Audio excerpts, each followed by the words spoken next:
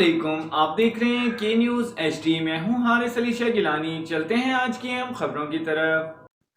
خبروں کا سلسلہ آگے بڑھاتے ہوئے رخ کریں گے شہداد پور کا، جہاں سے رپورٹ کر رہے ہیں ہمارے ڈپٹی بیورو چیف عمر وقاص حیدری۔ شہداد پور سرور راجپوت کی جانب سے اساتذہ کے اعزاز میں ایوارڈز تقسیم کی تقریب کا انعقاد کیا گیا۔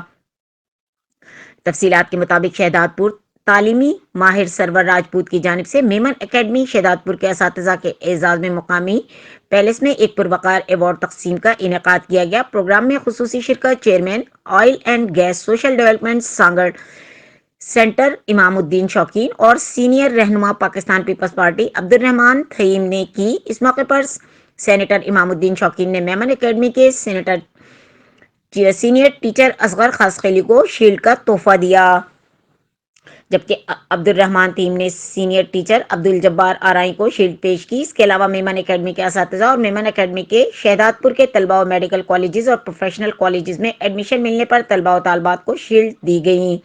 اس موقع پر سینیٹر امام الدین شوقین نے خطاب کرتے ہوئے کہا کہ میں اس ادارے کو مبارکباد پیش کرتا ہوں جنہوں نے بچوں کو تربیت دی، انہیں اس مقام پر کھڑا کیا جہاں انہوں نے مختلف میڈیکل کالجز سمیت دیگر تعلیمی اداروں میں ایڈمیشن حاصل کیا۔ شہداد پور جیسے چھوٹے شہر میں یہ کاوش واقعی لائق تحسین ہے، جہاں بچوں کو اعلیٰ تعلیم دی جا رہی ہے تاکہ وہ دیگر تعلیمی اداروں میں اعلیٰ تعلیم حاصل کر سکیں۔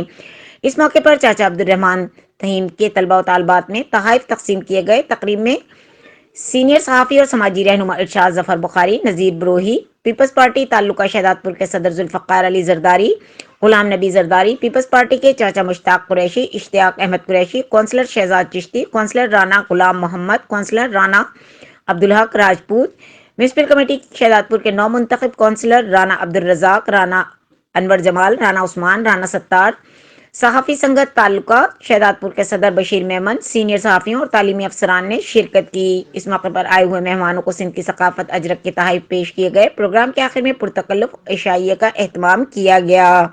مزید خبروں اور اپڈیٹس کے لیے ہمارے ساتھ رہیے گا، تب تک کے لیے اپنا خیال رکھیے گا۔ اللہ حافظ۔